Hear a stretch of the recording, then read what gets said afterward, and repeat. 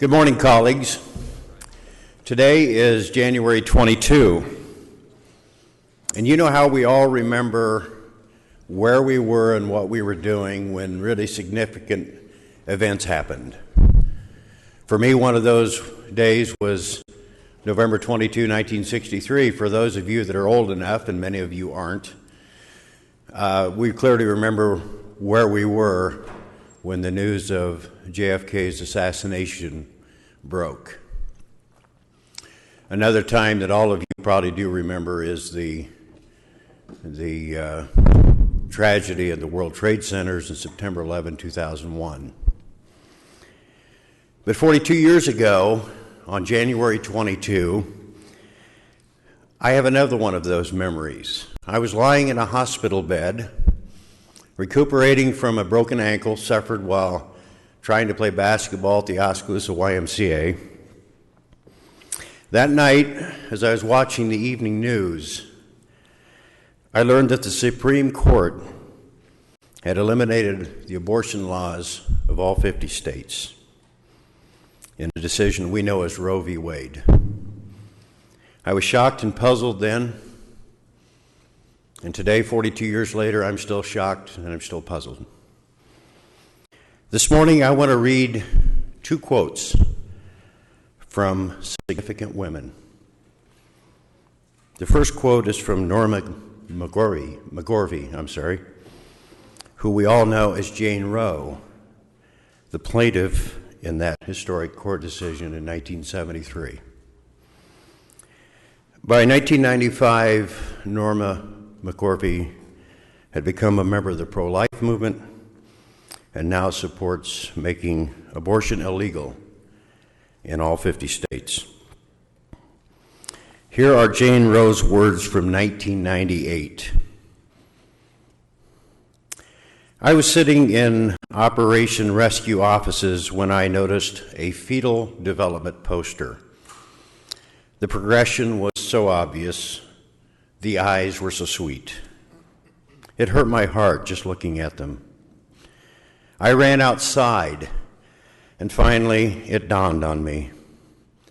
Norma, I said to myself, they're right. I had worked with pregnant women for many years. I had been through 3 pregnancies and deliveries myself. I should have known. Yet something in that poster made me lose my breath. I kept seeing pictures of that tiny 10-week-old embryo, and I said to myself, that's a baby. It's as if blinders just fell off my eyes and I suddenly understood the truth. That's a baby. I felt crushed under the truth of this realization. I had to face up to the awful reality. Abortion wasn't just about products of conception.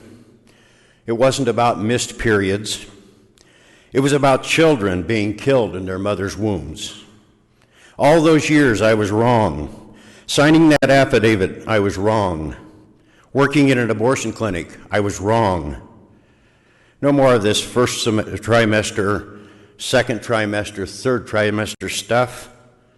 Abortion at any point was wrong. It was so clear, so painfully clear. And now, my second quote is from a person you're all familiar with, who's no longer with us, Mother Teresa. And these are her words in a brief submitted to in 1994 to the Supreme Court in the unsuccessful U.S. Supreme Court appeal of Alexander Lose versus New Jersey. The words of Mother Teresa. America needs no words from me to see how your decision in Roe v. Wade has deformed a great nation. The so-called right to abortion has pitted mothers against their children and women against men. It has sown violence and discord at the heart of the most intimate human relationships. Human rights are not a privilege conferred by the government. They are every human being's entitlement by virtue of his humanity. The right to life does not depend and must not be declared contingent on the pleasure of anyone else, not even a parent or a sovereign. Colleagues, this year at least 2 senators from this body are submitting legislation to limit the number of abortions in Iowa. I plead with the majority party to let this body give a fair hearing on this legislation. I ask you to hold subcommittee meetings and full committee meetings and bring these bills to the floor for debate and vote. That's something the people of Iowa deserve. 2 years ago, those that you were here will remember I challenged you to listen to the voice of the unborn baby, who has no audible voice and has no vote. It's up to us in this chamber, in this legislature, to defend that tiny human being. Please, will you help? Thank you, Madam President.